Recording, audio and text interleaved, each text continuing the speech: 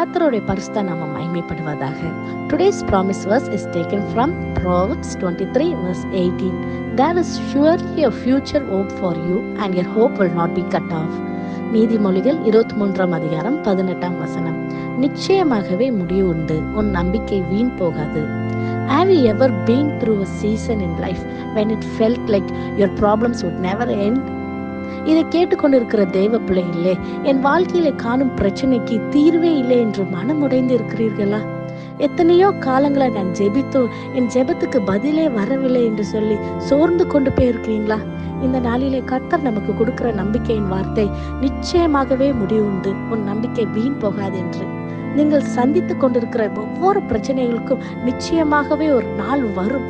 தேவன் உங்களை அதிலிருந்து வெளியே அருமையாக கொண்டுட்டு வருவார்.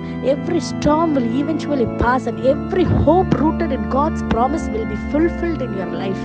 இந்த நாளிலே கூட நம் வேதத்திலே பார்க்கிறோம், ரெட் சீயை மோசே இஸ்ரேல் ஜனங்களை வழிநடத்தி கொண்டு வரும்போது பின்னாடி பார்வோனின் சேனைகளை அவர்களை துரத்தி கொண்டு வந்துட்டு இருந்தாங்க.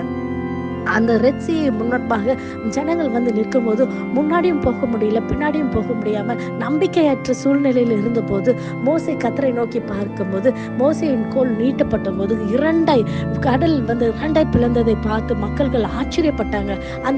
அந்த வழி போகிற வழி வந்து இட் வாஸ் வெரி ட்ரை, வெட்டாந்தரமா இருந்தது என்று நம் வேதத்திலே வாசிக்கிறோம் அல்லவா? அந்த பாதையை கர்த்தர் எவ்வளவு அருமையாக அந்த ஜனங்களுக்காக, இஸ்ரேல் ஜனங்களுக்காக கர்த்தர் மாற்றி தந்தார். இந்த வேலையில கூட உங்க வாழ்க்கையில இந்த பிரச்சனைக்கு தீர்வே இல்லை, இந்த காரியத்துக்கு எப்படி போனாலும் சொல்யூஷன் இல்லை, இதுதான் முடிவு என்று நினைத்து கொண்டிருக்கிறீங்களா? உங்கள் முடிவுல தான் ஒரு ஆரம்பத்தை கர்த்தர் ஆரம்பிப்பதற்கு அவர் வந்திருக்கிறார். இந்த வேலையிலே நீங்கள் நிச்சயமாகவே கர்த்தருடைய வசனத்தை நம்பி அவருடைய வார்த்தையிலே, when you're rooted in Christ's word, surely he will bring you through pass. அவர் நமக்கு ஒரு நல்ல ஒரு வாழ்க்கையை, நம்ம வாழ்க்கையை ஆசீர்வதிச்சு செழிப்பாய் மாற்றுகிறார். எரேமியா 29 1 வசனம் இவ்வாறு சொல்கிறது, For I know the plans I have for you, declares the Lord, plans to prosper you and not to harm you, plans to give you a hope and a future. எவ்வளவு ஒரு நம்பிக்கையான வார்த்தை அல்லவா? நாம் கண்களை மூடி ஜெபிப்போமா? நேசிக்கிற நல்ல பிதாவே, இந்த காலை வேலைக்கு நமக்கு நன்றி செலுத்திக்கிறேன் அப்பா. நீர் கொடுத்த வாக்குத்தத்த வசனத்துக்காய் நன்றி அப்பா.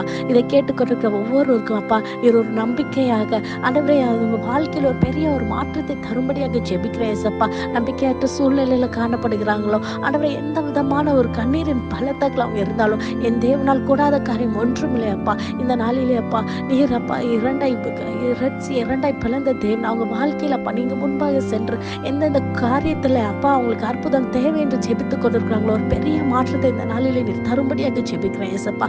எல்லா கனம் மகிமை ஒருவருக்கே செலுத்துகிறோம். இயேசுவின் மூலம் ஜெபிக்கிறோம். ஜெபம் கேட்டபடியால் ஆமென். God bless you.